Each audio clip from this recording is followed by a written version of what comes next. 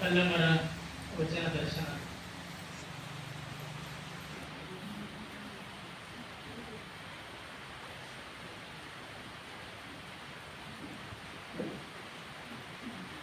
ನಾವೊಂದು ವಸ್ತುವನ್ನು ನೋಡ್ತೇವೆ. ಇದೊಂದು ವಸ್ತುವನ್ನ ಮುಟ್ಟಿದಾಗ ಆ ವಸ್ತುವಿನ ಜೊತೆ ಸಂಬಂಧ ಬೆಳೀತದೆ. ಯಾವುದೇ ಒಂದು ವಸ್ತು ಅದ, ಆ ವಸ್ತುವನ್ನು ನಾವು ಮುಟ್ಟಿದಂತಂದ್ರೆ ಆ ವಸ್ತುವಿನ ಜೊತೆ ನನ್ನ ಸಂಬಂಧ ಬೆಳೀತದೆ.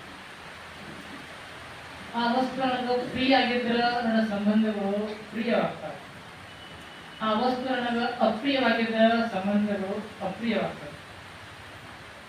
ಆದ್ರೆ ಆ ವಸ್ತು ದೂರ ಇರಲಿ ಸಮೀಪ ಇರಲಿ, ವಸ್ತು ಇರೋವರೆಗೆ ನಮ್ಮ ಜೊತೆ ಸಂಬಂಧ ಇರ್ತದೆ. ವಸ್ತು ಇರಲಿ, ವ್ಯಕ್ತಿ ಇರಲಿ, ಭಾಷೆ ಇರಲಿ, ಏನೇ ಇರಲಿ, ನಾ ಯಾವ್ದನ್ನ ಹೆಚ್ಚು ಬಳಸ್ತಿರ್ತೇನೆ ಅದರ ಜೊತೆ ಸಂಬಂಧ ಬರ್ತಾ ಇದೆ. ಆಗ ಯಾವುದೇ ವಸ್ತು ಇರಲಿ, ಈ ವಸ್ತುವನ್ನು ಮುಟ್ಟಿರ್ತೇನೆ ಅಂದಮೇಲೆ ಇದ್ರ ಜೊತೆ ಸಂಬಂಧ ಬರ್ತಿರ್ತದೆ. ಒಂದು ವೇಳೆ ಆ ವಸ್ತುವನ್ನ ಬಿಟ್ಟು ಸಂಬಂಧ ಎಲ್ಲಾರ್ಗೂ ಬದುಕಲಿಕ್ಕೆ ಸಾಧ್ಯ. ಉದಾಹರಣೆಗೆ ಒಬ್ಬ ಚಲೋ ಮನೆ ಕಟ್ಟಿರ್ತಾನೆ. ಆಗ ಏನನ್ನ ನೋಡ್ತಿರ್ತೇವೆ, ಅದು ವಸ್ತುವಿರಲಿ, ವ್ಯಕ್ತಿಯಲ್ಲಿರಲಿ, ಭಾಷೆಯಲ್ಲಿ ಏನೇ ಇರಲಿ, ಅದ್ರ ಜೊತೆ ಸಂಬಂಧ ಬೆಳಿತಿರ್ತದೆ. ಒಬ್ಬ ಚಲೋ ಮನೆ ಕಟ್ಟಿರ್ತಾನೆ. ಮನೆ ಮಾತ್ರ ಚಲೋ ಅದ, ಸುಂದರ ಮನೆ ಕಟ್ಟಿ ಗೃಹಶಾಂತಿ ಪ್ರವೇಶ ಮಾಡಿ ಒಳಗೆ ಇರ್ತಾನೆ. ಮನೆ ಅಂತ ಚಲೋ ಆಯ್ತು. ಆದ್ರೆ ಆ ಮನ್ಯಾಗ ಕಟ್ಟಡ ದೋಷ ಇರ್ತದೆ. ಏನೊಂದು ಕಟ್ಟಡ ಅದು ಅಷ್ಟೊಂದು ಸರಿಯಾಗಿ ಕಟ್ಟಿರಂಗಿಲ್ಲ. ಅಂತ ಮನ್ಯಾಗಿದ್ದಾಗ ಏನೋ ಒಂದು ಮನಸ್ಸಿನ ಅಂತಾಕ್ಷರ ಆಗ್ತದೆ, ಈ ಮನೆ ಚಲೋ ಇಲ್ಲ, ಈ ಮನೆ ಚಲೋ ಇಲ್ಲ. ವಾಸ್ತುದೃಷ್ಟಿನಲ್ಲ, ಕಟ್ಟಡದಷ್ಟೇ ಚಲೋ ಇಲ್ಲ, ಸ್ಟ್ರಕ್ಚರ್ ಚಲೋ ಇಲ್ಲ. ಅವಾಗ ಮನೆಯಾಗಿದ್ದಾಗ ಬರೇ ದಿನ ಅದೇ ನೆನಪಾಗ್ತದೆ ಆಗ್ತದೆ, ಮನೆ ದೋಷ ಇಲ್ಲ, ಮನೆ ಚಲೋ ಇಲ್ಲ. ಯಾವಾಗ ಆ ಮನೆಯನ್ನ ನಾವೇನ್ ಮಾಡ್ತೇವೆ, ಮನೆಯನ್ನ ಮಾರಾಟ ಮಾಡ್ತೇವೆ. ಯಾವಾಗ ಇನ್ನೊಬ್ಬರಿಗೆ ಮನೆ ಮಾರಾಟ ಮಾಡಿದೇವಿ ಅದರ ಸಂಬಂಧ ಹೋಯ್ತು. ಈಗ ಮನೆ ಹಾಕಿದ್ರೆ ಮನ್ಯಾಗ ಮನಸ್ಸಿಗೆ ತಾಪ ಆಗೋದಿಲ್ಲ. ಎಲ್ಲಿವರೆಗೆ ನಾವು ಆ ಮನ್ಯಾಗ ಇರ್ತಿರ್ತೀವಿ ಅಲ್ಲಿವರೆಗೆ ಆ ಮನೆ ತಾಪ ಆಗ್ತೇವೆ, ಆ ಮನೆ ಸಂಬಂಧ ನಮಗೆ. ಯಾವಾಗ ಆ ವಸ್ತು ಆ ಮನೆ ಮಾರಾಟ ಮಾಡಿದೇವಿ ಅವಾಗ ಆ ಮನೆ ಸಂಬಂಧ ಇಲ್ಲ. ವಸ್ತು ಈಗ ಇಲ್ಲ, ಭಾವದ ವಸ್ತು ಇಲ್ಲ, ವಸ್ತು ಅದ, ವಸ್ತು ಜನದಿಲ್ಲ. ಅವಾಗ ಆ ವಸ್ತುವಿನ ಭಾವ ಸಂಬಂಧ ಹೋಯ್ತಂತ ಅಂತೇವಿ. ಆದ್ರೆ ಆ ವಸ್ತುವಿನ ಸಂಬಂಧ ಹೋಯ್ತು, ಇನ್ನೊಂದು ವಸ್ತು ಸಂಬಂಧ ಇತ್ತು. ಇದರರ್ಥ ವಸ್ತುವಿನ ಸಂಬಂಧವನ್ನ ಬಿಟ್ಟು ಬದುಕಲಿಕ್ಕೆ ಸಾಧ್ಯ ಇಲ್ಲ. ಒಂದು ವಸ್ತು ಬಿಟ್ಟು ನಾವು ಬದುಕಬಹುದು, ಇನ್ನೊಂದು ವಸ್ತು ಜೊತೆ ಸಂಬಂಧ ಇದ್ದೇ ಇರ್ತದೆ. ಹಾಗೆ ಜಗತ್ತಂದ ಮೇಲೆ, ಜಗತ್ತಿನ ಬದುಕೆ ಅಂದ ಮೇಲೆ ಏನಾದ್ರೂ ವಸ್ತು, ವಿಷಯ, ವ್ಯಕ್ತಿ ಎಲ್ಲ ಜೊತೆ ಸಂಬಂಧ ಬದುಕಿರ್ತದೆ. ಹಂಗ ಸಂಬಂಧವನ್ನ ಬಿಟ್ಟು ಬದುಕಲಿಕ್ಕೆ ಸಾಧ್ಯ ಇಲ್ಲ ಜಗತ್ತಲ್ಲಿ. ಯಾರೇ ಇರ್ಬೋದು. ಸ್ವಲ್ಪ ಸನ್ಯಾಸಿನ ಮೇಲೆ ಜಗತ್ತಿನ ಶಬ್ದಗಳು ಬರ್ತಾವ, ಎಲ್ಲಾ ಸಮಾಜಕ್ಕೆ ಇರ್ತಿರ್ತೇವೆ. ಕೆಲವರಿಗೆ ವ್ಯಕ್ತಿಗಳ ಸಂಬಂಧ ಹಿಡಿಸ್ತಾವ, ಕೆಲವರಿಗೆ ಬಹಳ ವ್ಯಕ್ತಿಗಳ ಜೊತೆ ಸಂಬಂಧ ಹಿಡಿಸ್ತದೆ, ಕೆಲವೇ ಜನ ವ್ಯಕ್ತಿ ಸಂಬಂಧ ಹಿಡಿಸ್ತದೆ, ಕೆಲವೊಂದು ಏಕಾಂತ ಸಂಬಂಧ ಹಿಡಿಸ್ತದೆ, ಕೆಲವು ವಸ್ತು ಸಂಬಂಧ ಹಿಡಿಸ್ತದೆ. ಪ್ರತಿಯೊಬ್ಬರಿಗೆ ಸಂಬಂಧ ಇದ್ದೇ ಇರ್ತದೆ. ಆಗ ಸಂಬಂಧ ಇರೋದ್ರಿಂದ ಮನುಷ್ಯ ಅದಾನ. ಸಂಬಂಧ ಇಲ್ಲ ಬದುಕಿಲ್ಲ. ಸಂಬಂಧ ಬಿಟ್ಟು ಬದುಕಲಿಕ್ಕೆ ಹೆಂಗೆ ಗೊತ್ತಾಗ್ತದೆ? ಒಬ್ಬ ರಾಜನ ಅದಾನ, ಒಬ್ಬ ಮಹಾರಾಜ ಅದಾನ. ಮಹಾರಾಜ ಇದ್ರ ಸಮೇತ ಅವನ ಸಂಬಂಧ ಇದ್ದೇ ಇರ್ತದೆ. ಕೆಲಸಗಾರ ಜೊತೆ ಸಂಬಂಧ ಇರ್ತದೆ. ಕೆಲಸಗಾರ ಬಿಟ್ಟು ಹೋದ, ಆಗ ರಾಜ ಅಂದ್ಮೇಲೆ ಅವನಿಗೆ ಎಲ್ಲಾ ಪ್ರಜೆಗಳು, ಮಂತ್ರಿಗಳು, ಸೇವಕರು ಎಲ್ಲರ ಜೊತೆ ಸಂಬಂಧ ಇರ್ತಿತ್ತು. ಆಗ ಸಂಬಂಧ ಬಿಟ್ಟು ಜಗತ್ತಿನ ಬದುಕಲಿಕ್ಕೆ ಆಗೋದಿಲ್ಲ. ಹಾಗೆ ನಮ್ಮ ಸಂಬಂಧ ಇರಬೇಕು, ಅದರ ಸಂಬಂಧ ಎಷ್ಟು ಇರಬೇಕು ಅಷ್ಟೇ ಇರಬೇಕು. ಹಾಗಾಗಿ ಅಲ್ಲವರು ಹೇಳ್ತಾ ಇದ್ರು, ನಮ್ಮ ಸಂಬಂಧ ಹೇಗಿರಬೇಕು, ಜಗತ್ತಿನ ಜೊತೆ, ವ್ಯಕ್ತಿಗಳ ಜೊತೆ, ವಸ್ತುಗಳ ಜೊತೆ, ಪರಮಾತ್ಮನ ಜೊತೆ ನಮ್ಮ ಸಂಬಂಧ ಹೇಗಿರಬೇಕಂತ ಅನ್ನೋದನ್ನ ಅಲ್ಲವರಲ್ಲಿ ಹೇಳ್ತಾ ಇದ್ರು. ಅಳವರಿಯದ ಭಾಷೆ ಬಹುಕುಲದಲ್ಲಿ ಇನ್ನು ಹೇಳಿದ್ರು. ಹಂಗ ನಮ್ಮ ಸಂಬಂಧ ಜಗತ್ತಿನ ಜೊತೆ, ವ್ಯಕ್ತಿಗಳ ಜೊತೆ, ಒಂದು ವಸ್ತುಗಳ ಜೊತೆ ಹೆಂಗಿರ್ಬೇಕಂದ್ರೆ ಅದು ಆಳವಾಗಿರಬಾರದು. ಯಾಕೆ ವಸ್ತುವಿನ ಜೊತೆ ನಮ್ಮ ಸಂಬಂಧ ಆಳಿರಬಾರದು? ಯಾಕೆ ವಸ್ತು ಬದಲಾಗ್ತಾ ಹೋಗ್ತದೆ. ವಸ್ತು ಸ್ಥಿರ ಇಲ್ಲ, ವ್ಯಕ್ತಿ ಕೂಡ ಸ್ಥಿರ ಇಲ್ಲ, ಜಗತ್ತು ಕೂಡ ಸ್ಥಿರ ಇಲ್ಲ. ಯಾವುದು ಸ್ಥಿರ ಇಲ್ಲವೋ ಅದರ ಜೊತೆ ನಮ್ಮ ಪ್ರೀತಿ ಕೂಡ ಸ್ಥಿರವಾಗಿರಬಾರದು. ಅದಕ್ಕೆ ಪ್ರೀತಿ ಆಳವಾಗಿರಬಾರದು. ವಸ್ತು ಸ್ಥಿರ ಇತ್ತಂದ್ರೆ ನಾವು ಪ್ರೀತಿ ಸ್ಥಿರ ಇರಬೇಕು. ವಸ್ತುಗಳು ಬದಲಾಗ್ತಾ ಹೋಗೋದ್ರಿಂದ ನಮ್ಮ ಪ್ರೀತಿ ಕೂಡ ಬದಲಾಗಬೇಕಾಗ್ತದೆ. ವಸ್ತುವಿನ ಬದಲಾಗುವ ವಸ್ತು ಮೇಲೆ ಆ ಬದಲಾಗುವಂತ ಅಸ್ಥಿರ ಪ್ರೀತಿಯನ್ನು ನಿರಾಕರಿಸಿ ಮಾಡಿದ್ರೆ ಅದು ಪಾಪಕ್ಕೆ ಕಾರಣ ಆಗ್ತದೆ. ಪರಮಾತ್ಮನ ಯಾಕೆ ನಾವು ಪ್ರೀತಿಸಬೇಕು? ಪರಮಾತ್ಮನ ಜೊತೆ ನಮ್ಮ ಪ್ರೀತಿ, ನಮ್ಮ ಸಂಬಂಧ ಆಳವಾಗಿರಬೇಕು. ಜಗತ್ತಿನ ಜೊತೆ ನಮ್ಮ ಸಂಬಂಧ ಮೇಲೆ ಇರಬೇಕು, ಅದು ಆಳಿರಬಾರದು. ಯಾಕೆ ವಸ್ತು ಬದಲಾಗ್ತಿರ್ತದೆ. ಈಗಿದ್ದಂತ ವಸ್ತು ನಾಳೆ ಇರೋದಿಲ್ಲ. ಈಗ ನಾಳೆ ಇದ್ದೇನೆ, ಈಗ ಮಾತಾಡೋದು ಥರ ಇರ್ತೇನೆ, ಮತ್ತೊಂದು ಥರ ಆಗ್ತಿರ್ತೇನೆ. ಆಗ ನಮ್ಮ ಮಾತುಗಳು ಬದಲಾಗ್ತಿರ್ತಾವೆ, ಆಗ ನಮ್ಮ ಸಂಬಂಧಗಳು ಬದಲಾಗ್ತಾ ಹೋಗ್ತಾವೆ. ಅದರಿಂದ ವಸ್ತು, ವ್ಯಕ್ತಿ, ಎಲ್ಲಾ ಭಾಷೆ ಬದಲಾಗ್ತಿರೋದ್ರಿಂದ ಪ್ರೇಮ ಕೂಡ ಬದಲಾಗುತ್ತೆ. ಆ ಪ್ರೇಮ ಆಳಿರಬಾರದು. ಅದು ಆಳಿತ್ತಂದ್ರೆ ಅದು ತಾಪಕ್ಕೆ ಕಾರಣ ಆಗ್ತದೆ. ಈಗ ನಮ್ದು ಕೂಡ ಸಂಬಂಧಗಳು ಎಲ್ಲಿವರೆಗೆ ಸಂಬಂಧ? ದಿವಸ ನಾವು ಬರ್ತೇವೆ, ಒಂದು ತಾಸು ಸಂಬಂಧಗಳು. ಇದು ಸಂಬಂಧ ಕಾಯಿ ಬರ್ತೇವೆ ಅಂತ ಸಾಧ್ಯ ಇಲ್ಲ. ನೀವು ಇದೇ ಕಾಯಿ ಬೆಳಿಬೇಕಂತ ನೀವು ಬಯಸ್ಕೊಂಡ್ರೆ ಅದು ಆಗೋದಿಲ್ಲ. ನಾನು ಕೂಡ ಅಂತ ತಿಳ್ಕೊಂಡು 12 ತೇಗ ಹೀಗೆ ಇರ್ಬೇಕಂದ್ರೆ ಅದೇ ಸಾಧ್ಯ ಆಗ್ತದೆ. ಕೆಲವೊಂದ್ಸಲ ನೀವೊಂದು ಸಂಬಂಧ ಕಳ್ಕೊತೀರಿ, ನಾನು ಸ್ವಲ್ಪ ಸಂಬಂಧ ಎಷ್ಟು ದಿವಸ ಹಿಡಿತು? ಇನ್ನೂ 2 ದಿವಸ ಸಂಬಂಧ ಅದ, 3 ದಿವಸ ನಂತರ ಸಂಬಂಧ ಇರೋದಿಲ್ಲ, ಸಂಬಂಧ ಹೋಗ್ಬೇಕು. ಆಗ ಸಂಬಂಧ ಹೋಗೋದ್ರಿಂದ ನಮ್ಮ ಪ್ರೀತಿ ಕೂಡ ಅಷ್ಟೇ ಇರಬೇಕು. ಅದನ್ನ ಹೆಚ್ಚು ಹಚ್ಕೊಂಡಿ ಅಂದ್ರೆ ತಾಪ ಹಾಕಿಸ್ತಾರೆ. ಎಷ್ಟದ ಅಷ್ಟೇ ಇರಬೇಕು, ಅವಾಗ ತಾಪ ಆಗೋದಿಲ್ಲ. ಈಗ ಆಫೀಸ್ದಲ್ಲಿ ಕೆಲಸ ಮಾಡೋರಿರ್ತಾರೆ, ಆಫೀಸ್ ಭಾಳ ಜಾಗ ಯಾರು ಗೆದ್ದಿರ್ತಾರೆ, ಪ್ರಧಾನಮಂತ್ರಿ ಇರ್ತಾರೆ, ಅವ್ರ ಫೋಟೋ ಚಲೋ ಹೋಗಿರ್ತಾರೆ, ಹಾಲೆ ಹಾಕಿ ಯಾವಾಗ ಈ ಹಳೆ ಪ್ರಧಾನಮಂತ್ರಿ ಹೋದ್ರು, ಹೊಸರು ಬಂದ್ರು, ಈ ಫೋಟೋ ಅಲ್ಲಿ ಸರಿಸ್ತಾರೆ, ಯಾಕಂದ್ರೆ ಮಾಡ್ಬೇಕಾಗ್ತದೆ. ಇಲ್ಲ ಹಳೇದೇ ಪ್ರಧಾನಮಂತ್ರಿ ಫೋಟೋ ಇಡ್ತಂತಂದ್ರೆ ಆಗೋದಿಲ್ಲ, ಕಷ್ಟ ಅನಿಸ್ಬೇಕಾಗ್ತದೆ. ಹಂಗ ಯಾರು ಹೊಸರು ಬರ್ತಿರ್ತಾರೆ ಅವ್ರಿಗೆ ಫೋಟೋ ಹಾಕ್ಬೇಕಾಗ್ತದೆ. ಯಾಕೆ ಸಂಬಂಧ ನಾವು ಇಡಬೇಕಾಗ್ತದೆ. ಹಳೆಯವ್ರ ಜೊತೆ ಹಾಗೆ ಇರ್ತೀವಿ ಅಂತಂದ್ರೆ ಅಷ್ಟೇ. ಅದಕ್ಕೆ ಎಲ್ಲರೂ ಏನ್ ಮಾಡ್ತಾರೆ, ಮಾರಿ ತಗೊಂಡಿರ್ತಾರೆ. ಅದಕ್ಕೆ ಯಾರು ಗೆದ್ದಿರ್ತಾರೆ ಅವ್ರಿಗೆ ಮಾರಿ ಹಾಕಿರ್ತಾರೆ, ಯಾರೇ ಗೆಲ್ಲದ ಅಂದ್ರ ಆರಾಮಾಗಿರ್ತಾರೆ. ನಾ ಸೋತರಿಗೆ ಮಾರಿ ಹಾಕ್ತೀನಿ, ಯಾರು ಗೆಲ್ತಾರ ಅವ್ರ ಜೊತೆ ಪ್ರೇಮ ಬದಲಾಗ್ಬೇಕಾಗ್ತದೆ. ಹಂಗ ಜಗತ್ ಜೊತೆ ಸಂಬಂಧ ಬಹುಮುಖ್ಯ ಆಗ್ಬೇಕು, ಸ್ಥಿರವಾಗಿರ್ಬಾರ್ದು. ಹಂಗ ಸಂಬಂಧ ಬದಲಾಗಬೇಕಾಗ್ತದೆ. ಸಂಬಂಧ ಬದಲಾಗ್ತಾ ಇರೋದ್ರಿಂದ ಸಮಾಜದಲ್ಲಿ ನಾವು ಆರಾಮಾಗಿರ್ತೇವೆ. ಯಾಕೆ ಜಗತ್ತ ಅಸ್ಥಿರ ಇರೋದ್ರಿಂದ, ಜಗತ್ತ ಬದಲಾಗ್ತಿರೋದ್ರಿಂದ ನಮ್ಮ ಸಂಬಂಧಗಳು ಬದಲಾಗಬೇಕು, ಬೇರೆ ಬೇರೆ ಸಂಬಂಧ ಆಳವಾಗಿರಬಾರದು. ಆದ್ರೆ ಪರಮಾತ್ಮ ಜೊತೆ ನಮ್ಮ ಸಂಬಂಧ ಆಳವಾಗಿರಬೇಕು. ಯಾಕೆ ಆಳವಾಗಿರಬೇಕು? ಪರಮಾತ್ಮ ಸ್ಥಿರವಾದ ವಸ್ತು, ಅದು ಬದಲಾಗದ ವಸ್ತು. ಅದು ಸ್ಥಿರವಾದ ವಸ್ತು. ಪರಮಾತ್ಮ ಸ್ಥಿರ ಇರೋದ್ರಿಂದ, ಪರಮಾತ್ಮ ಬದಲಾಗದಿರೋದ್ರಿಂದ, ಬದಲಾಗಲಾರ್ದಂಗಿರೋದ್ರಿಂದ ಪ್ರೇಮ ಕೂಡ ಆಗಲಾರ್ದಂಗಿರಬೇಕು. ಅಲ್ಲಿ ನಾವು ಪ್ರೇಮ ಆಳ ಇರಬೇಕು. ಜಗತ್ತಿನ ಜೊತೆ ನಾವು ಪ್ರೇಮ ಸಂಬಂಧ ಮೇಲೆ ಮೇಲೆ ಇರಬೇಕು, ಪರಮಾತ್ಮ ಜೊತೆ ಸಂಬಂಧ ಆಳವಾಗಿರಬೇಕು ಅಂತ ಅಲ್ಲವನ್ನೇ ಹೇಳಿದ್ರು. ಆಗ ಅಲ್ಲಿ ನಮ್ಮ ಪ್ರೇಮ ಬಹುಮುಖ ಇರಬೇಕು, ಇಲ್ಲಿ ಏಕಮುಖ ಇರಬೇಕು. ಪರಮಾತ್ಮನ ನಮ್ಮ ಪ್ರೇಮ ಏಕರಿಸಿ ಇರಬೇಕು, ಜಗತ್ತಿನ ನಮ್ಮ ಪ್ರೇಮ ಬಹುಮುಖ ಇರಬೇಕು. ಹಾಗಿತ್ತಂದ್ರ ಪರಮಾತ್ಮ ಚಲೋ, ಪ್ರಪಂಚ ಚಲೋ. ಆದ್ರೆ ಅಂತ ನಮ್ಮ ಪ್ರೇಮ ಸಂಬಂಧ ಯಾಕೆ ಉಂಟಾಗ್ತಾ ಇಲ್ಲ? ನಮ್ಮ ಪ್ರೇಮ ಪರಮಾತ್ಮ ಜೊತೆ ಆಳಕ್ಕೆ ಯಾಕೆ ಹೋಗ್ತಾ ಇಲ್ಲ ಅಂತ ಪ್ರಶ್ನೆ ಮಾಡಲ್ಲ. ಅವಾಗ ಅಲ್ಲ ಉತ್ತರಿಸ್ತಾರ, ಯಾಕೆ ಹಂಗಾಗ್ಯಾರ ಅಂತಂದ್ರ ನಮ್ಮ ಪ್ರೇಮ ಆಳಕ್ಕೆ ಯಾಕೆ ಹೋಗ್ತಾ ಇಲ್ಲ? ಪ್ರೇಮ ಮಾಡಬೇಕಂತ ನಾವು ನೋಡ್ತಾ ಇಲ್ಲ. ಉದ್ದೇಶ ಪರಮಾತ್ಮನೇ ಪ್ರೀತಿಸಬೇಕಂತ ಉದ್ದೇಶ ಇಲ್ಲದ ಕಾರಣ, ಉದ್ದೇಶ ಬೇರೆ ಇರೋದ್ರಿಂದ ಪ್ರೇಮ ಬೇರೆ ಬೇರೆ ಆಗುತ್ತೆ, ಪ್ರೇಮ ಆಳಕ್ಕೂ ಹೋಗಿಲ್ಲ. ಹಾಗ ನಾವು ಪ್ರೇಮ ಆಳಕ್ಕೂ ಹೋಗ್ಬೇಕು, ಪರಮಾತ್ಮಕ್ಕೆ ಸ್ಥಿರ ಪ್ರೇಮ ಮಾಡೋದನ್ನ ಕಲಿಬೇಕು ಅಂತ ನಮ್ಮ ಹೇಳ್ತಾರೆ. ಯಾಕೆ ನಮ್ಮ ಅಳವಡ್ತಾ ಇಲ್ಲ ಅಂತಂದ್ರೆ ಹೇಳ್ತಾರೆ, ನಮ್ಮ ಗುರಿ, ನಮ್ಮ ಉದ್ದೇಶ ಬೇರೆ ಆಗಿದೆ. ನಮ್ಮ ಗುರಿ ಬೇರೆ ಇರೋದ್ರಿಂದ ಆ ಪ್ರೇಮ ನಮಗೆ ಅಳವಡ್ತಾ ಇಲ್ಲ.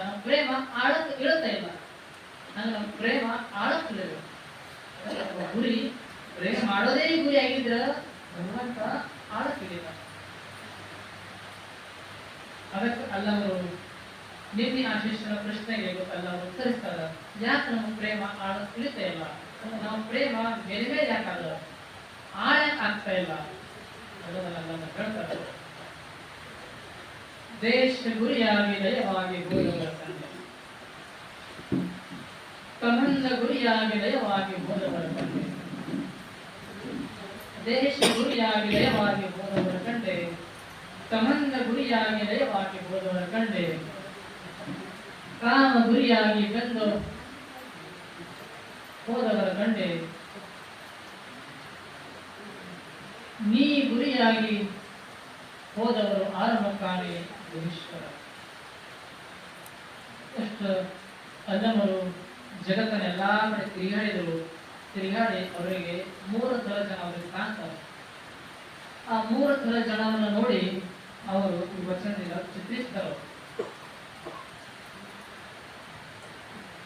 ಅವರು ಹೇಳ್ತಾರ, ದೇಶ ಗುರಿಯಾಗಿ ಲಯವಾಗಿ ಹೋದವರು. ಈ ಜಗತ್ತಲ್ಲಿ 3 ಥರ ಜನ ಅಂತ ಅಲ್ಲವರು ನೋಡ್ತಾರೆ. ಅಲ್ಲವರೆಲ್ಲ ಕಡೆ ನೋಡಿದರು. ಅದನ್ನು ಅವರಿಗೆ ಅನಿಸ್ತದನ್ನ ಈ ವಚನದಲ್ಲಿ ಹೇಳ್ತಾರೆ. ಇಲ್ಲಿ ದೇಶ ಅಂತಂದ್ರೆ ನಾವು ತಿಳ್ಕೊಂಡ್ವಿ, ಆ ದೇಶ ಅಲ್ಲ. ದೇಶ ಅಂದ್ರೆ ಮಣ್ಣು, ಭೂಮಿ. ಭೂಮಿಗಾಗಿ ಬಡದಾಡಂತ ಜನಗಳದ ಅಸಂಖ್ಯ ಜನ. ಬರೀ ಈ ಮಣ್ಣಿಗಾಗನೆ ಬಡದಾಡಿ ಅಸಂಖ್ಯ ಜನ ಸತ್ತಾರ. ಯಾಕೆ ಅವ್ರ ಗುರಿನೇ, ಉದ್ದೇಶವೇ, ಅವ್ರ ಧ್ಯೇಯವೇ ಮಣ್ಣಾಗಿದೆ. ನನ್ನ ಭೂ ಪ್ರದೇಶವನ್ನು ವಿಸ್ತಾರ ಮಾಡಬೇಕು, ನನ್ನ ಭೂ ಪ್ರದೇಶ ವಿಸ್ತಾರ ಆಗಬೇಕಂತ ತಿಳ್ಕೊಂಡು ಅಸಂಖ್ಯ ಜನ ಈ ಮಣ್ಣಿಗಾಗಿ ಬಡದಾಡಿ ಸತ್ತಾರೆ. ಯಾಕೆ ಅವ್ರ ಗುರಿ ಏನಾಗಿತ್ತು? ಸಾಮ್ರಾಜ್ಯ ವಿಸ್ತಾರ ಮಾಡೋದೇ ಗುರಿ ಆಗಿತ್ತು. ಅದಕ್ಕೆ ಅವ್ರ ಗುರಿ ಬೇರೆ ಇರಲಿಲ್ಲ. ಅವ್ರ ಗುರಿ ವಿಸ್ತಾರ, ಸಾಮ್ರಾಜ್ಯ ವಿಸ್ತಾರ ಮಾಡೋದು ಗುರಿ ಇತ್ತು. ಅದಕ್ಕಾಗಿ ಅವರು ದೇಶ ಗುರಿಯಾಗಿ ಲಯವಾಗಿ ಹೋದರು. ಲಯ ಅಂದ್ರೆ ನಾಶವಾಗಬಾರದು. ಆಗ ಅವ್ರ ಉದ್ದೇಶವೇ ಸಾಮ್ರಾಜ್ಯ ವಿಸ್ತಾರ ಇರೋದ್ರಿಂದ ಹೆಂಗ್ ಒಬ್ರು ಶಾಂತಿ ಪಡೆಯಾಕ್ತದ. ಆಗ ಒಬ್ಬರು ಸಂತರಿದ್ದರು, ಜಗತ್ತನ್ನ ಗೆಲ್ಲುವಂತ ಅಂತ ಅಲೆಕ್ಸಾಂಡರ್ ಇಡೀ ಗ್ರೀಕ್ ದೇಶದಿಂದ ಹೊರಟ. ಇಡೀ ಜಗತ್ತನ್ನ ಗೆಲ್ತಾ ಗೆಲ್ತಾ ಗೆಲ್ತಾ ಬರ್ತಾ ಇದ್ದ. ಬರುವಾಗ ದಟ್ಟ ಅರಣ್ಯ, ಅರಣ್ಯದ ಮಧ್ಯದಲ್ಲಿ ವಿಸ್ತೀರ್ಣ ಪ್ರದೇಶ. ಅಲ್ಲಿ ಒಬ್ಬ ಸಂತರು ಕುಂತಿದ್ರು. ಕುಂತಾಗ ಜುಳುಜುಳದಲ್ಲಿ ಹರಿತಾ ಇತ್ತು. ಅತ್ಯಂತ ನಿರ್ಜನ ಪ್ರದೇಶ, ಶಾಂತ ವಾತಾವರಣ. ಏನೋ ಹಸಿರು ಮನಸ್ಸಿರಿ, ಹಕ್ಕಿಗಳು ಹಾಡ್ತಾ ಇದಾವ, ಸುಗಂಧ ಬೀಸ್ತಾ ಇತ್ತು. ಅಲ್ಲಿ ಮಹಾನ್ ಅನುಭವಿ ಒಬ್ಬ ತಪಸ್ವಿ, ಅತ್ಯಂತ ಮೇಧಾವಿ ಒಬ್ಬ ಅನುಭವಿ ಕುಂತಾರೆ. ಅವನನ್ನ ಈ ಜಗತ್ತನ್ನ ಗೆಲ್ಲಿಗೆ ಹೊರಟಂತ ಅಲೆಕ್ಸಾಂಡರ್ ಅವನನ್ನ ಭೇಟಿಯಾಗಿ ನೋಡ್ತಾನ. ಇಂಥ ನಿರ್ಜನ ಪ್ರದೇಶದಲ್ಲಿ ಒಬ್ಬ ಅನುಭವಿ ಗುರು ಆತ ವಂದಿಸಿ ಹೇಳ್ದ, ನಾ ಯಾರು ಗೊತ್ತೇನಂತ. ಯಾಕೆ ಇಲ್ಲ, ನಾನು ಜಗತ್ತನ್ನ ಗೆಲ್ಲಿಕ್ಕೆ ಹೊರಟವ ಅಜಯ್ ಅಲೆಕ್ಸಾಂಡರ್ ಇದೆ ಅಂತ. ಬಹಳ ಸಂತೋಷ ಆಯ್ತು. ಇಲ್ಲಿ ಕುಳಿತುಕೋ ಅಂತ ಗುರುಗಳು ಅವರಿಗೆ ಹೇಳುದು. ಅವಾಗ ನಾನು ಜಗತ್ತನ್ನ ಗೆಲ್ಲಕ್ಕೆ ಹೊರಟೇನೆ. ಅವಾಗ ಆ ಗುರುಗಳು ಹೇಳಿದ್ರು, ನನಗೆ ಗೊತ್ತದ ಜಗತ್ತನ್ನ ಎಲ್ಲಾ ಕೊಟ್ಟೆ, ನನಗೆ ಗೊತ್ತದ. ಆದ್ರೆ ಸ್ವಲ್ಪ ತಾಸು ಕೂಡು, ಕುಂತು ನಿಸರ್ಗ ಅನುಭವಿಸಿ. ಎಷ್ಟು ಶಾಂತ ವಾತಾವರಣ ಅದ, ಭಗವಂತ ಅನುಭವ ಅಷ್ಟು ಅದ್ಭುತ ವಾತಾವರಣ ಅದ. ಒಂದು ತಾಸು ಕೂಡು, ಈ ನಿಸರ್ಗ ವಾತಾವರಣ ಅನುಭವಿಸು. ಇಲ್ಲ, ಈ ಪ್ರದೇಶ ಅಂತ ನಮ್ಗೆ ಇಷ್ಟ ಹಿಡಿಸ್ತು, ಮತ್ತೆ ಇಲ್ಲೇ ಇರ್ಬೇಕಂತ ಇಚ್ಛೆ ಅದ. ಅದಕ್ಕೆ ಇಲ್ಲೇ ಇರ್ಬೇಕಂತ ಇಚ್ಛೆ ಅದ, ಬೇಡ ಅಂತಲ್ಲ, ಇರು. ಒಂದು ತಾಸು ಈ ಶಾಂತಿಯನ್ನು ಅನುಭವಿಸಿ ಹೋಗ. ಅವಾಗ ಒಂದ್ ತಾಸು ಕುಂತ ಸಾಕಾಗೋದಿಲ್ಲ. ನಾ ಯುದ್ಧ ಆಡಿ ಅದನ್ನ ಗೆದ್ದಿ ಇಲ್ಲೇ ಒಂದು ವಾರ ಉಳಿತೀನಿ ಅಂತ, ಇಲ್ಲೇ ಒಂದು ವಾರ ಉಳಿತೇನೆ. ಒಂದು ವಾರ ಉಳಿದಂತೂ ಸರಿ, ಒಂದು ತಾಸು ಈ ಸೃಷ್ಟಿ ಸೌಂದರ್ಯವನ್ನ ಅನುಭವಿಸಿ ಹೋಗು. ಆಮೇಲೆ ಬಂದು ಇದನ್ನು ಇರಲಿ ಅಂತ ಅವಸರ ಇದೆ. ಯಾಕೆ ಈಗ ಕೂಡೋ ಮನಸ್ಥಿತಿ ನನಗಿಲ್ಲ. ನಾನು ಇದೆಲ್ಲ ನಾನು ನೋಡಿದೆ. ಎಲ್ಲರೂ ಅದಾರ, ಸೈನಿಕರ, ಅವ್ರು ಅನಾಕೊಂತ ನೀಯಾಕೆ ಅಷ್ಟು ಅದ್ಭುತವಾಗಿರಿ ಅಂತ. ಇನ್ನೇನು ಯಾರು ಕೂಡ ನೆನಮೇಲೆ ಅಂತ ದಾಳಿ ಯಾರು ಮಾಡಿಲ್ಲ. ಇನ್ನೊಬ್ಬರ ಮೇಲೆ ದಾಳಿ ಮಾಡಿ ಅಕ್ರಮ ಮಾಡಿ ಎಲ್ಲಾ ವಿಸ್ತಾರ ಮಾಡಕ್ ನಡೆದಿ ಬೇಡ ಅಂತಲ್ಲ, ಹೋಗು. ಒಂದು ತಾಸು ಬಿಟ್ಟು ಹೋದ್ರೆ ಏನಾಗೋದು ಇಲ್ಲ. ಗೆದ್ದು ಬಂತರ ಆರಾಮಾಗಿ ಇಲ್ಲೇ ಇರ್ತೀರ. ಆಯ್ತು, ನೀನು ಇಚ್ಛೆ ಅಂತ ತಿಳ್ಕೊಂಡು ಹೇಳೋದು. ಆ ಗುರುವಿನ ಮಾತನ್ನ ಮೀರಿ ಆತ ಜಗತ್ತನ್ನ ಗೆಲ್ಲಾಕ ಹೊರಟ ನಡೆದ ಘಟನೆ ಇದು. ಅಂತ ಅಲೆಕ್ಸಾಂಡರ್ ಗೆಲ್ಲಕೋತ ಹಾಗೇ ಮುಂದೆ ನಡೆದ. ಕೊನೆಗೆ ಸೈನಿಕರು ತಮ್ಮ ಗ್ರೀಕ್ ದೇಶವನ್ನ ಬಿಟ್ಟು ಹಲವಾರು ವರ್ಷಗಳ ಕಳೆದಿದ್ರು. ನನ್ನ ಮಡದಿ, ತಂದೆ, ತಾಯಿ ಎಲ್ಲವನ್ನ ಬಂದು ಬಳಗ ಎಲ್ಲವನ್ನ ಬಿಟ್ಟು ವರ್ಷಗಳಾಗಿದ್ರು. ಅವರನ್ನು ಸಾಧ್ಯ ರಾಜನೇ, ಎಷ್ಟಂತ ಗೆಲ್ಲೋದು? ನಾವು ನಮ್ಮ ದೇಶಕ್ಕೆ ಹೋಗ್ಬೇಕು, ನಮಗೆ ಯುದ್ಧ ಮಾಡಕ್ ಆಗುದಿಲ್ಲ. ಎಲ್ಲಾ ಸೈನಿಕರು ಹೇಳಬೇಕು. ಆದ್ರೆ ಅವ ಅಂದ, ಇನ್ನು ನಾನು ಗೆಲ್ಲಬೇಕು. ಸೈನಿಕ ಮಾತ್ರ ನಿರಾಶ ಆದರು. ಮತ್ತು ಸೈನ್ಯನ ಹುರಿದುಂಬಿಸಿ ಮತ್ತೊಂದು ರಾಜ್ಯವನ್ನು ಗೆದ್ದು ಇನ್ನೇನು ಮುಗಿತು, ದೇಶ ಗೆಲ್ಲದ ಅಂತ ತಿಳ್ಕೊಂಡು ಹೊರಟ. ಮತ್ತೆ ತನ್ನ ದೇಶಕ್ಕೆ ಹೋಗಬೇಕು, ಆ ಸಾಧನೆ ಹತ್ತಿರ ಹೋಗಬೇಕಂತ ಹೊರಡಿ ತೆಗಿದ. ಆದ್ರೆ ದಾರಿ ಮಧ್ಯದಲ್ಲಿ ವಿಪರೀತ ಜ್ವರ, ಭಯಾನಕ ಕಾಯಿಲೆ ಬಂತು. ಎಲ್ಲಾ ವೈದ್ಯರು ಬಂದಾರ, ಯಾರು ಉಳಿಸ್ಲಿಕ್ಕಾಗಲ್ಲ. ಅವ ನನ್ನ ಸಂಪತ್ತು ಅರ್ಧ ರಾಜ್ಯ ಹೋಗಲಿ, ಆದ್ರೆ ನನ್ನನ್ನ ಆ ಮಹಾತ್ಮ ಹತ್ತಿರ, ನನ್ನ ಊರ ಹತ್ತಿರ ಮುಟ್ಟಿಸಿರಂತ. ಅವಾಗ ಒಂದು ಅದು ನಂಬಿದ್ರೆ ಸಾಧ್ಯ ಆಗುದಿಲ್ಲ. ಎಷ್ಟೆಲ್ಲ ಪ್ರಯತ್ನ ಮಾಡಿದರು, ಅಂತ ಜಗತ್ತನ್ನ ಗೆದ್ದುವಂತ ಅಲೆಕ್ಸಾಂಡರ್ ದಾರಿಯ ಮಧ್ಯದಲ್ಲೇ ಪ್ರಾಣ ಹೋದ. ಅಲ್ಲಿ ಅವರಿಗೆ ಮುಟ್ಟಕ್ಕಾಗಿಲ್ಲ. ಎಲ್ಲಾ ಗೆದ್ದ ನಂತರ ನಾ ಶಾಂತಿಯನ್ನ ಪಡಿತಂದ್ರೆ ಅದ್ಯಾಂಕ ಸಾಧ್ಯ ಅಂತ. ಹಂಗ ನಮ್ಮ ಗುರಿ ಗುಹೇಶ್ವರನ ಅರಿಬೇಕಂತ ಗುರಿ ಅದ. ಗುಹೇಶ್ವರ ಅಂದ್ರೆ ಏನು? ಶಾಂತಿ. ಶಾಂತಿಯನ್ನ ಅನುಭವಿಸಿ ಜಗತ್ತನ್ನ ಗೆಲ್ಲು ಅಂತ ಗುರುಗಳು ಹೇಳಿದ್ರ. ಇಲ್ಲ, ನಾನು ಜಗತ್ತನ್ನ ಗೆದ್ದಿ ಶಾಂತಿ ಅನುಭವಿಸ್ತಂದ್ರ ನಮ್ಮ ಗುರಿ ಶಾಂತಿಯಿಂದ ಬದುಕಬೇಕಂತ ಆಗ ಹೊರತು ದೇಶ ಗುರಿ ಆಗಿದೆ. ಹಾಗ ಭೂಮಿ ವಿಸ್ತಾರ ಮಾಡೋದೇ ಗುರಿ ಆಗೋದ್ರಿಂದ ಆತ ದೈತ್ಯ ಒಳಗ ದೇಶ ಗುರಿ ಆಗಿದೆ ಹಾಗ ಶಾಂತಿಯನ್ನು ಅನುಭವಿಸಲಿಲ್ಲ. ಶಾಂತಿಯನ್ನು ಅನುಭವಿಸಿ ಜಗತ್ತನ್ನ ಗೆದ್ರ ಕುಳಿತಿರಲಿಲ್ಲ. ಜಗತ್ತಿಗೆ ಎಲ್ಲೋದೇ ಉದ್ದೇಶ ಆಗಿತ್ತು ಹೊರತು ಶಾಂತಿ ಎಲ್ಲಾ ಇತ್ತು. ಏನ್ ಹೇಳಲ್ಲ, ಎಲ್ಲಾ ಕೈ ಹೊರಗಿಟ್ಟು ನಾನು ಇಲ್ಲಿ ಸಂಸ್ಕಾರ ಮಾಡ್ತೀವಿ. ಬಂಗಾರವನ್ನ ಸತ್ವಕ್ಕೆ ಹೋಗಬೇಕು, ವೈದ್ಯರನ್ನ ಹೆಣವನ್ನ ಹೇರಬೇಕು. ಏನಂತ ಹೇಳದ? ಯಾಕೆ ಇಷ್ಟೆಲ್ಲ ಸಂಪತ್ತದ ಸಮುದ್ರ ಜನ ಅದ, ಎಲ್ಲ ಅದ, ವೈದ್ಯರ ನನ್ನನ್ನು ಯಾರು ಉಳಿಸ್ಲಿಕ್ಕೆ ಆಗಲಿಲ್ಲ. ಎಲ್ಲವನ್ನು ಕೂಡ ಪಡ್ಕೊಂಡು ಏನು ಕೂಡ ಜೊತೆ ಬೈಲಿಕ್ಕೆ ಆಗಲಿಲ್ಲ ಅಂತ ಬರಿಗೈಲಿನ ಜಗತ್ತನ್ನ ಸಂದೇಶ ತಿರುಕಳಿ ತಗೊಂಡು ಬರಿಗೈಲಿ ಹೊರಗಡೆ ಕೈ ಇಟ್ಟು ಅಂತ ಹೋದ. ಉದ್ದೇಶ ಶಾಂತಿ ಪಡೆಯಬೇಕಂತ ಆಗಲಿಲ್ಲ, ಸಾಮ್ರಾಜ್ಯ ವಿಸ್ತಾರ ಮಾಡಬೇಕಾಗಿದೆ. ದೇಶ ಗುರಿಯಾಗಲೇವಾಗಿ ಹೋದವರ ಸಂಬಂಧ ಗುರಿಯಾಗಲೇವಾಗಿ ಹೋದವರ ಕಂಡೆ. ಸಂಬಂಧ ಅಂದ್ರೆ ಏನು? ಅಜ್ಞಾನ. ಅಜ್ಞಾನದಿಂದ ವಿಷಯಕ್ಕೆ ಒಳಗಾಗಿ ಚಟಕ್ಕೆ ಬಲಿಯಾಗಿ ಜನ ಹೋಗ್ತಾರೆ. ಅವರಿಗೆ ಚಟಾರಿ ಮುಖ್ಯ ಆಗಿತ್ತು ಹೊರತು ವ್ಯಸನವೇ ಮುಖ್ಯ ಆಗಿತ್ತು ಹೊರತು ಪರಮ ಶಾಂತಿ ಆಗಲಿಲ್ಲ. ಯಾವ್ಯಾವ ಚಟಕ್ಕೆ ಬಲಿಯಾಗ ಆ ಚಟದೊಳಗಡೆ ಎಲ್ಲ ಮುಳುಗ್ಯಾರ. ಚಟನೇ ಮುಖ್ಯ ಆಗಿ ಹೊರತು ಅವರಿಗೆ ಪರಮ ಶಾಂತಿ ಮುಖ್ಯ ಆಗಲಿಲ್ಲ. ಹಾಗ ಯಾರ ಬಂಧು, ಯಾರ ಸಾರಥಿ? ಕೃಷ್ಣ ಪರಮಾತ್ಮ. ಅಂತ ಅಜಯ, ಯಾರನ್ನ ಕಲಿಸುವಂತ ದ್ರೋಣಾಚಾರ್ಯ ಗುರು, ಯಾರನ್ನ ಸೋಲಿಸ್ಲಿಕ್ಕೆ ಸಾಧ್ಯ ಇಲ್ಲ ಅಂತ ಅನ್ನುವಂತ ಅಂತ ಬಹುದೊಡ್ಡ ಪರಾಕ್ರಮಿ ಅರ್ಜುನ, ಯಾರ ಧರ್ಮವನ್ನೇ ಶ್ರೇಷ್ಠ ಅಂತ ತಿಳ್ಕೊಂಡಂತ ಯುಧಿಷ್ಠರ, ಯಾರ ಗದಾಗ್ದಲ್ಲಿ ಯಾರು ಕೂಡ ಸೋಲಿಸ್ಲಿಕ್ಕೆ ಸಾಧ್ಯ ಇರುವಂತ ಭೀಮ, ಅಷ್ಟಂತ ಸುರಿತಿರುವಂತ ನಕುಲ, ಸಹದೇವ, ಅಂತವ್ರ 5 ಜನ ಸಮೇತ ಸೋತಾರ. ಅದಕ್ಕ ಬರ್ತಾರ. ಅಂತವ್ರ ಸಮೇತ ವ್ಯಸನಕ್ಕೆ ಬಲಿಯಾಗ್ಯಾರ. ಅಲ್ಲಮ್ಮ ಹೇಳ್ತಾರ, ಕಮಂದ ಗುರಿಯಾಗಲೇವಾಗಿ ಹೋದವರ ಅಂತವ್ರ ಸಮೇತ ವ್ಯಸನಕ್ಕೆ ಬಲಿಯಾಗ್ಯಾರ. ಅದಕ್ಕೆ ವ್ಯಸನ ಅಂತವ್ರು ಕೂಡ ಬಿಡಿಸ್ಬೇಕಾಗಿಲ್ಲ. ಯಾವ ಧರ್ಮರಾಜ ಅವನು ಕೂಡ ಬಿಡಿಸ್ಬೇಕಾಗಿಲ್ಲ. ಅರ್ಜುನ ಅತ್ಯಂತ ಪರಾಕ್ರಮಿ ಆದ್ರೂ ಕೂಡ ದತ್ತಾಡೋದು ಸೋತ ವ್ಯಸನ ಕೂಡ ಯಾಕೆ ಮಾಡ್ತಾರೆ. ಹಾಗೆ ವ್ಯಸನಕ್ಕೊಮ್ಮೆ ಮನುಷ್ಯ ಹಿಡ್ಕೊಂಡ ಅದು ಬಿಡೋದು ಕಷ್ಟ. ಅದು ತಮಂತ ಗುರಿಯಾಗಲೇ ವಾಗಿ ಹೋಗಬೇಕು. ಹಂಗ ಕುಡುಕರಿಗೆ ಬಿಡಿಸೋದು ಬಹಳ ಕಷ್ಟ ಅದ. ಯಾಕೆ ಚಟ ಆಮೇಲೆ ಹತ್ಕೊಂಡು ಬೇಕಾದ ಹೇಳೋದು ಹೋಗೋದಿಲ್ಲ. ಒಬ್ಬ ದಿನ ಒಬ್ಬರು ಬರ್ತಿದ್ದ, ಮನೆಗೆ ಬಂದ್ಮೇಲೆ ಮನೆಯವರು ದಿನ ಬಿಡ್ತಿದ್ರು. ಅವ ದಿವಸ ಕುಡಿದು ಬರ, ಕೊನೆಗೆ ಒಂದ್ ದಿವಸ ರಾತ್ರಿ ಕುಡಿದು ಬಂದಾಗ ಕುಡಿದು ಬಂದು ಬರೀಬೇಕಾದ್ರೆ ಹಾಗಾಗಿ ಬಿದ್ದು ಮುಖಕ್ಕೆಲ್ಲ ಗಾಯ ಆಗಿದೆ. ಅಲ್ಲಿ ಇಲ್ಲಿ ಪೆಟ್ಟು ಹತ್ತಿರ ರಕ್ತ ಬರ್ತಾಯಿತ್ತು. ರಾತ್ರಿ ಎಲ್ಲ ಬಾಗಿಲು ತೆಗೆದು ಕುಡಿದು ಬಂದು ಗೊತ್ತಾಯ್ತಂದ್ರೆ ಹೆಂಡತಿ ಹೊಡ್ತಾರ.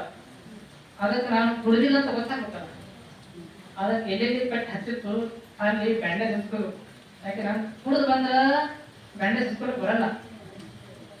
ನಾನು ಬ್ಯಾಂಡೇಜ್ ಹಚ್ಕೊಂಡಿದ್ದಾರೆ ಅಂತ ಕುಡಿದಿಲ್ಲ, ಕಾಲು ಜಾರಿ ಬಿದ್ದೇನೆ, ಪೆಟ್ಟು ಹತ್ತದು, ಅದಕ್ಕೆ ಪೆಟ್ಟು ಹತ್ತಿದ ಸಲ ಬ್ಯಾಂಡೇಜ್ ಹಚ್ಕೊಂಡಿರಂತ ನಾಳೆ ಗೊತ್ತಾಗ್ಬೇಕು.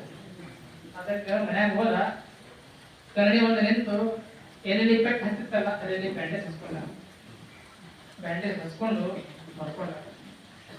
ಬೆಳಗ್ಗೆ ಹೆಂಡತಿ ನೋಡಿ ಬೆಳಿಗ್ಗೆ ತಗೊಂಡು ಮನ್ಯಾಗ ಬಂದ್ರು. ನಿನ್ನೆ ಕುಡಿದೇ ಇಲ್ಲ ಅಂತಂದ್ರು. ನಾ ಹೊಟ್ಟೆ ಕುಡಿದಿಲ್ಲ. ಅದೇ ಕುಡಿದಿಲ್ಲ, ಸುಳ್ಳು ಯಾಕೆ? ನಾವ್ ಅಂದ್ರೆ ಕುಡಿದಿದ್ರ ಬ್ಯಾಂಡೇಜ್ ಯಾಕೆ ಹಚ್ಕೊಳ್ತಿದ್ದ? ಕುಡಿದ ನಶದಾಗ ಬ್ಯಾಂಡೇಜ್ ಹಚ್ಕೊಂಡು ಬರ್ತಿದ್ದಿಲ್ಲ. ಕುಡಿದಿಲ್ಲ ಅಂತ ತಿಳ್ಕೊಂಡೆ ಕಾಲು ಜಾರಿ ಬಿದ್ದೇನೆ, ಪೆಟ್ಟು ಹತ್ತದು, ಅದಕ್ಕೆ ಬ್ಯಾಂಡೇಜ್ ಹಚ್ಕೊಂಡಿನಿ. ಆ ಬ್ಯಾಂಡೇಜ್ ಹೆಂಗ್ ಹಚ್ಕೊಂಡಿದ್ದ ಅಂದ್ರೆ ಕನ್ನಡ ನೋಡ್ಕೋ ಬ್ಯಾಂಡೇಜ್ ಹಚ್ಕೊಂಡಿದ್ದ. ಆಕಿ ಹೇಳ್ತಾ ನೋಡು ಬ್ಯಾಂಡೇಜ್ ಎಲ್ಲಿ ಹಚ್ತೀನಿ ನೋಡು, ಕನ್ನಡಿ ಬ್ಯಾಂಡೇಜ್ ಹಚ್ಚಿದ. ಕನ್ನಡ ನೋಡ್ತಿದ್ದ, ನೋಡ್ಬೇಕಾದ್ರೆ ಕನ್ನಡಿದಾಗ ಅವನಿಗೆ ಎಲ್ಲಿ ಪೆಟ್ಟು ರಕ್ತ ಬರ್ತಲ್ಲ ಅಲ್ಲಿ ಬ್ಯಾಂಡೇಜ್ ಹಚ್ಚ. ಇವನಿಗೆ ಹಚ್ಕೊಂಡಿಲ್ಲ, ಅದಕ್ಕೆ ಹಚ್ಚ. ಹಾಗ ಅಂತ ಬಿಡಿಸಕ್ ಹೇಳ್ತಾರೆ. ಅವ ಏನ್ ಹಾಕತ್ತಾರ, ಬ್ಯಾಂಡೇಜ್ ಹಚ್ಕೊಂಡಿದೆ, ಇವ ಹಚ್ಕೊಂಡಿಲ್ಲ. ಕನ್ನಡ ಇವನ ಮುಖ ಕಾಣ್ತಾ ಇತ್ತು, ಆ ಇವನ ಮುಖಕ್ಕೆ ಅಲ್ಲಿ ಕನ್ನಡ ಹಚ್ಚ. ಅದೇ ಕನ್ನಡ ಬ್ಯಾಂಡೇಜ್ ಹಂಗ ತಮಂದ ಗುರಿಯಾಗಲೇ ಆಗಿರ್ಬೋದು. ಚಟನೇ ಮುಖ್ಯ ಉದ್ದೇಶ ತಗೊಂಡು ಹೆಂಗ್ ಬಿಡಿಸಕ್ ಸಾಧ್ಯ? ಅದನ್ನ ಬಿಡಿಸೋದ್ರ ಸಾಧ್ಯ, ಎಷ್ಟೇ ಹೇಳಿದ್ರು ಕೂಡ ಬಿಡಕ್ ಸಾಧ್ಯ. ಕಾಮ ಗುರಿಯಾಗಿ ಬಂದು ಹೋದವರ ಕಣ್ಣೆ ನಮ್ಮ ಆಸೆಗಳು ಬಹಳಷ್ಟು ಅದಾವ. ಆಸೆಗಾಗಿಯೇ ಮನುಷ್ಯ ಬಿಡುತ್ತಲ್ಲ, ಅದೇ ಉದ್ದೇಶ ಆಗಿದೆ. ನೀ ಗುರಿಯಾಗಿ ಹೋದವರ ಆರಂಭ ಕಾಲೇ ಪರಮಾತ್ಮ ಕಾಣಬೇಕಂತ ಗುರಿ ಆಗ್ಬೇಕು. ನೀ ಗುಹೇಶ್ವರ ಅಂದ್ರೆ ಪರಮ ಶಾಂತಿ ಪಡೆಯಬೇಕು, ಸಮಾಧಾನ ಪಡೆಯಬೇಕು, ಆನಂದ ಪಡೆಯಬೇಕು, ಸಂತೃಪ್ತಿ ಬದುಕಾಗಬೇಕಂತ ಉದ್ದೇಶ ಆಗಲಿಲ್ಲ, ಬೇರೆ ಬೇರೆ ಉದ್ದೇಶ ಆಗಿರ್ಬೇಕು. ಹಾಗ ಉದ್ದೇಶ ಏನಿರ್ಬೇಕು? ಶಾಂತಿ ಪಡೆಯೋದ ಉದ್ದೇಶ ಇರಬೇಕು. ಶಾಂತಿ ಪಡ್ಕೊಂಡು ಬದುಕಿದ್ರ ಬದುಕು ಶುರು ಇರ್ತದೆ. ಶಾಂತಿಯನ್ನ ಬಿಟ್ಟು ಬದುಕಿದ್ರ ಜೀವನ ಎಲ್ಲ ಅಸ್ತವ್ಯಸ್ತ ಕಾಣಿಸ್ಬೇಕಾಗ್ತದೆ. ಹಾಗೆ ಗಳಿಸಬಾರ್ದಂತಲ್ಲ, ಎಲ್ಲಾ ವಿಸ್ತಾರ ಮಾಡಬೇಕು. ಆದ್ರೆ ಶಾಂತಿ ಹಿಂದೆ ಇಟ್ಕೊಂಡು ವಿಸ್ತಾರ ಮಾಡಿದ್ರ ಜಗತ್ತು ಶುರು ಇರ್ತದೆ. ಹಂಗ ಮನುಷ್ಯರಲ್ಲಿ ಶಾಂತಿ ಇರಬೇಕು.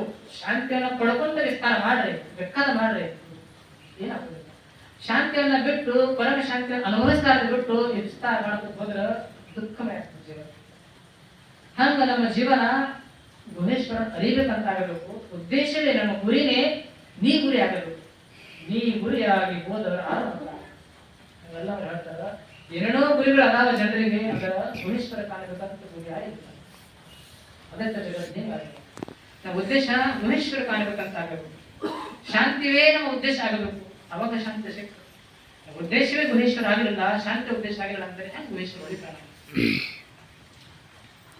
ಅದಕ್ಕೆ ಗುಣೇಶ್ವರನಾಗಿ ನಾವು ಬದುಕಬೇಕು. ಏನೇ ಕೆಲಸ ಮಾಡಲಿ, ಕೃಷಿ ಇರ್ಬೋದು, ಶಿಕ್ಷಕ ಇರ್ಬೋದು, ಏನೇ ವೃತ್ತಿ ಇರಬಹುದು, ಶಾಂತಿ ಪಡ್ಕೊಂಡು ವಿಸ್ತಾರ ಮಾಡ್ರಿ, ಆ ಕೆಲಸ ಮಾಡ್ರಿ, ಅದು ಏನು ಪರಿಣಾಮ ಆಗುದಿಲ್ಲ. ಶಾಂತಿಯನ್ನು ಬಿಟ್ಟು ಬೇರೆ ಕೆಲಸ ಮಾಡಕ್ ಹೋದ್ರೆ ಪರಿಣಾಮ ಬೇರೆ ಆಗುತ್ತೆ. ಹಾಗ ನಮ್ಮ ಉದ್ದೇಶ ಅದಕ್ಕೆ ನಾವು ಒತ್ತು ಕೊಡಬೇಕು. ಅದು ಹೊರತು ನಾವು ಬೇರೆ ಒತ್ತು ಕೊಡಕ್ಕೆ ಶುರು ಮಾಡಬೇಕು. ನಾವು ಗುಣೇಶ್ವರನ ಕಾರ್ಯಗಳಂತ ನಮ್ಗೆ ಗುರಿ ಆಗಬೇಕು. ಈಗ ನಾವು ಅದಕ್ಕೆಲ್ಲ ಮಾಡಬೇಕು. ನೀ ಗುರಿಯಾಗಿ ಹೋದವರು ಆರಂಭ ಕಾರ್ಯ. ಹಂಗ ಪರಮಾತ್ಮನ ಗುರಿ ಆದ್ರೆ ಆತ ನಾಶಕ್ಕೊಳಗಾಗಬೇಕು. ಪರಮಾತ್ಮ ಗುರಿ ಆಗಲಿಲ್ಲ ಆತ ನಾಶಕ್ಕೊಳಗಾಗ್ತಾನೆ. ಪರಮಾತ್ಮನ ಗುರಿ ಆಯ್ತಂದ್ರ ಆತ ಆನಂದ ಬದುಕನ್ನು ಸಾಗಿಸ್ತಾನೆ. ಹಾಗ ನಾವೆಲ್ಲ ಶಾಲೆ ಕಲಿತೀವಿ. ನಾನೊಬ್ಬ ವೈದ್ಯನಾಗಬೇಕಂತ ನಾನು ತಿಳ್ಕೊಂಡೆ. ವೈದ್ಯ ಆಗ್ಬೇಕಾದ್ರೆ ಏನು ಮಾಡ್ಬೇಕಾಗ್ತದೆ? 12 ವರ್ಷ 12 ವರ್ಷ ಓದಬೇಕಾಗ್ತದೆ. 12 ವರ್ಷ PUC, 5 ವರ್ಷ MBBS. 12 ವರ್ಷ ಓದ ನಂತರನೇ ಏನಾಗ್ತಾರ? ಡಾಕ್ಟರ್ ಆಗ್ತಾರೆ. ವೈದ್ಯನ ಆಗಬೇಕಾಗಿತ್ತಂದ್ರೆ 12 ವರ್ಷ ಓದಬೇಕು. 12 ವರ್ಷ ಓದಿದ ನಂತರ ಏನಾದ? ವೈದ್ಯನಾಗ. ವೈದ್ಯನಾಗ ಏನು ಕಲ್ತ? ಹರ್ಯಾಕ ಹೊಲ್ಯಾಕ ಕಲ್ತ. ಹರ್ಯಾಕ ಹೊಲ್ಯಾಕ ಕಲಿಬೇಕಾದ್ರೆ 12 ವರ್ಷ ಕಲಿಬೇಕಾಗ್ತದೆ. ಹರ್ಯಾಕ ಹೊಲ್ಯಾಕ ಹೋಗ್ಬೇಕಲ್ಲ, ಆಪರೇಷನ್. 12 ವರ್ಷ ಓದಿ ಏನ್ ಮಾಡ್ದ? ಹರ್ಯಾಕ ಹೊಲ್ಯಾಕ ಹರೆಯದನ್ನ ಹೊಲೆದನ್ನ ಕಲ್ತ. ಸಾಮಾನ್ಯವಾದ ಹರೆಯದ ಹೊಲೆದನ್ನ ಕಲಿಬೇಕಾಗಿತ್ತಂದ್ರ 12 ವರ್ಷ ಬೇಕಾಗ್ತವೆ. ಅಂತ ಗುಹೇಶ್ವರನ ಹೊಲಿಬೇಕಾದ್ರೆ ತಾಸು ಕೊಡಕ್ ಸಾಧ್ಯ ಇದೆ. ಆದ್ರೆ ಗುಹೇಶ್ವರನ ಅನುಭವ ಬರಬೇಕು, ಪರಮಸತ್ಯ ಅನುಭವ ಬರಬೇಕಾದ್ರೆ ನೀವು 12 ವರ್ಷ ಬೇಡ, ಒಂದು ತಾಸು ಸಾಕಂತ ಅನ್ನ ಬರುತ್ತೆ. ಆಗ ಒಂದು ತಾಸು ಕೊಟ್ರೆ ಗುಹೇಶ್ವರ ತಾನೇ ಅನುಭವ ಬರಕ್ಕೆ ಶುರು ಆಗ್ತದೆ. ಇಲ್ಲಿ ಬಂದ್ರೆ ಏನಿಲ್ಲ ಬೆಲೆ, ಶಾಂತಿ ಜಿಟ್ಟು ಮಳೆಯಾದ ಮನುಷ್ಯರಿಗೆ ಶಾಂತಿ, ಅದೇ ಗುಹೇಶ್ವರ ಅನುಭವ. ಹಂಗ ಗುಹೇಶ್ವರ ಅನುಭವ ಬರ್ಬೇಕಾದ್ರೆ 12 ವರ್ಷ ಬೇಡ, ತಾಸು ಸಾಕಂತ. ಹಾಗಂದ್ರೆ ನೀ ಗುರಿಯಾಗಿ ಹೋದವರ ಆಗಬೇಕಾದ್ರೆ ಗುಹೇಶ್ವರ. ಹಾಗ ಜನ ಅದಾರ, ರಗಡ ಜನ ಅದಾರ. ಭಗವಂತನೇ ಶಾಂತಿವೇ ನಮ್ಮ ಗುರಿ ಆಗಬೇಕು. ಅವಾಗ ನಾವು ಬೇಡ ಆಳಕ್ಕೆ ಬಿತ್ತು. ನಮ್ಮ ಉದ್ದೇಶವೇ ಶಾಂತಿ ಆಗಲಿಲ್ಲ, ನಾವು ಬೇಡ ಆಳಕ್ಕೆ ಇರೋದಿಲ್ಲ. ಆಗ ನಮ್ಮ ಪರಮಾತ್ಮ ಅನುಭವಕ್ಕೆ ಬರಬೇಕಾಗಿತ್ತಂದ್ರೆ ಪರಮಾತ್ಮೆ ನಮ್ಮ ಗುರಿ ಆಗಬೇಕು.